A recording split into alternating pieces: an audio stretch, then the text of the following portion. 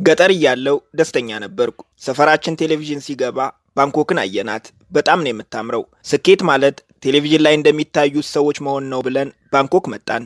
ነገሮች እንዳሰብነው አልነበሩም። ዋናው እዚህ መምጣት ሳይሆን ጠንክሮ መስራት ነው አሉን። በግሌ ጠንክሬ መስራትና መማርም ጀመርኩ። ሆኖም ከተማ የሆነ ችግር አለ።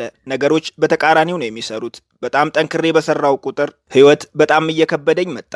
ሀገሬ ቤት ነበረኝ። እዚህ ግን ከበርካታ ሰዎች ጋር በአንዲት ጠባብ ክፍል ውስጥ ተፋፍጌ ነው የምተኛው። ሀገሬ የምበላው ቸግሮኝ አያውቅም።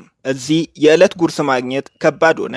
ግራ ገባኝ። የሆነ የተሳሳተ ነገር አለ ብዬ አመንኩ። ሰው ጠንክሮ ሲሰራ እንዴት ህይወት የበለጠ እየከበደ ይሄዳል? ገጠር በአመት 2 ወር በቀን 2 ሰዓት ነበር የምሰራው። እዚህ በትምህርታቸው በጣም ጎበዝ የሆኑ የዩኒቨርሲቲ ተማሪዎች 7 ዓመት ሙሉ ቀን ተምረው ሌሊት አጥንተው ስራ ጀምረው ቀኑን ሙሉ እየሰሩ ግን ቤት የላቸውም። ገጠር አንድ ወጣት የቤተሰቡ መሬት ላይ ቤት ለመስራት 2 ወር በቂው ነው። ከተማ ጥሩ ስራ አለው የሚባል ሰው 30 ዓመት ሰርቶ ቤት መግዛት አይችልም። እመኑኝ፣ የሆነማ የሳትነው ነገር አለ። ትራንስፖርት ከተማ ያየሁት ችግር ነው። ትራንስፖርት ለምንድን ነው የሚያስፈልገው?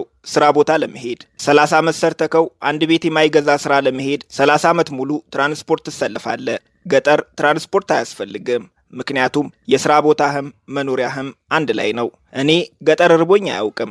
እንደነገርኳችሁ በአመት ከ2 ወር በላይ አንሰራም። 2 ወር ሰርተን ቤተሰባችንን መግበን የተረፈንን ነው ከተማ ለሚገኘው ሰው የምንሸጠው። ከተማ አመቱን ሙሉ እየሰራክ በቀን 3 መብላት ከባድ ነው። ራሴን ጠየቅኩኝ፣ ለምንድን ነው እዚህ የመጣሁት? ለትምህርት ዩኒቨርሲቲ ገብቼ ነበር።